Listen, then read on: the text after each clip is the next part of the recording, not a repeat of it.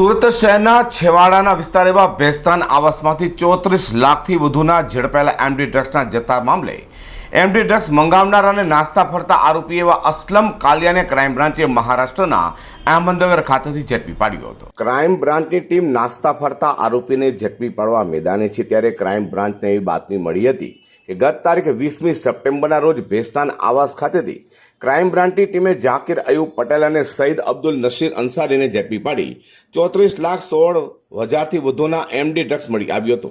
જેમ કે પૂછપરછ કરતા આરોપીએ કબૂલાત કરી હતી કે જેઓ એમડી ડ્રગ્સનો જથ્થો અંજુમબાનુ રિઝવાન મેમણ પાસેથી લાવ્યા હોય અને ભેસ્તાન આવાસના અસલમ કાલિયા, ફિરોઝ ખાન, શેરૂ ખાન પઠાણ અને મોબિન મહેબૂબ શાહને આપવાના હતા। જે ગુનામાં પોતે વોન્ટેડ અસલમ કાલિયા મહારાષ્ટ્રના અહમદનગરમાં હોવાની બાતમીના આધારે ક્રાઇમ બ્રાન્ચની ટીમે મહારાષ્ટ્રના અહમદનગર ખાતેથી ભેસ્તાન આવાસ ખાતે રહેતા અસલમ ઉર્ફે કાલિયા બશીર શાહને ઝડપી પાડ્યો હતો।